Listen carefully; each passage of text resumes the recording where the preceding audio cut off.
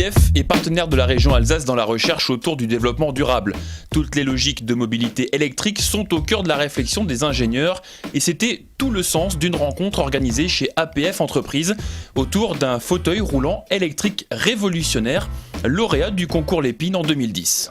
L'idée ou le besoin est venu de ma fille handicapée en vacances de sport d'hiver où on était bloqué avec un fauteuil traditionnel. Donc je lui ai dit, pour l'année prochaine, je vais te faire quelque chose, un petit 4x4 ou une chenille pour rouler dans la neige.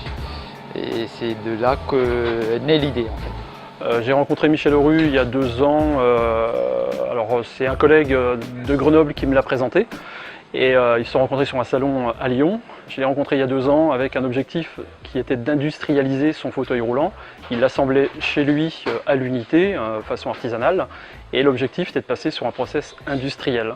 Aujourd'hui, on a démarré il y a 1 an ensemble. Aujourd'hui, on est à 4 fauteuils par semaine et on devrait continuer à progresser. C'est là que la rencontre prend tout son sens. Les ingénieurs d'EDF ont pu échanger avec Michel Auru pour voir comment le système pouvait être amélioré. Il est notamment question de la charge par induction. On est là parce qu'on a commencé à travailler sur la charge par induction, c'est-à-dire la charge sans contact des véhicules électriques et on a fait un petit prototype pour essayer de l'adapter, de dimensionner en fait ces systèmes-là pour les fauteuils roulants électriques. C'est des systèmes qui sont assez intéressants parce que sans fil, donc on se dit que pour des personnes à mobilité réduite, le fait de ne pas avoir le geste de recharge à faire, ça peut être quelque chose d'assez intéressant. C'est pas de problème, c'est faisable, c'est-à-dire en termes de performance électrique, mais aussi de problème électromagnétique, puisque c'est un système qui fonctionne par le champ électromagnétique, donc les niveaux, etc. Il n'y a pas de souci, on respecte les niveaux, les limites normatives, on est largement en dessous, quoi. Le but, c'est quand même de rechercher quelque chose de techniquement simple et pas cher, quoi. Les équipes d'EDF en Alsace avaient également invité à participer à cette journée des responsables du centre de réadaptation de Mulhouse, partenaire d'EDF et qui travaille pour l'intégration professionnelle des personnes en situation de handicap. Au sein de l'entreprise APF qui emploie 140 salariés handicapés, ils ont pu également découvrir ce fauteuil très maniable pour les équipes médicales comme pour les travailleurs, ainsi que des possibilités de recharge facilitées avec moins de fils dans l'environnement. Le tout pour un coût modéré. La rencontre des différents experts du jour avait tout son sens. Déjà, j'avais imaginé cette journée-là de voir ces gens qui ne se connaissent pas, mais qui sont potentiellement avides de rencontres, surtout sur des complémentarités. Il y a des chercheurs dans leur laboratoire autour de la mobilité électrique, il y a un inventeur, concepteur d'un fauteuil électrique, il y a des gens qui forment des handicapés, il y en a d'autres qui font travailler des handicapés.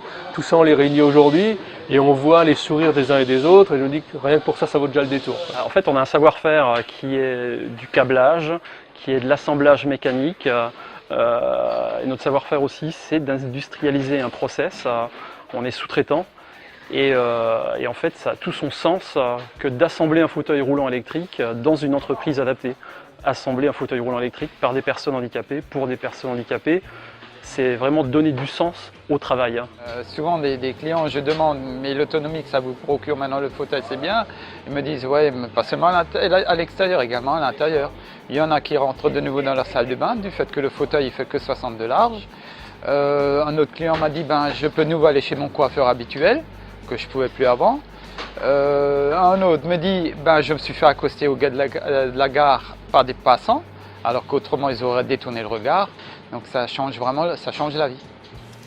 Si le fauteuil change la vie de ses utilisateurs, grâce à lui, un nouvel élan est peut-être né, une nouvelle synergie entre des partenaires d'accord sur un point, la mobilité est l'un des grands enjeux de demain.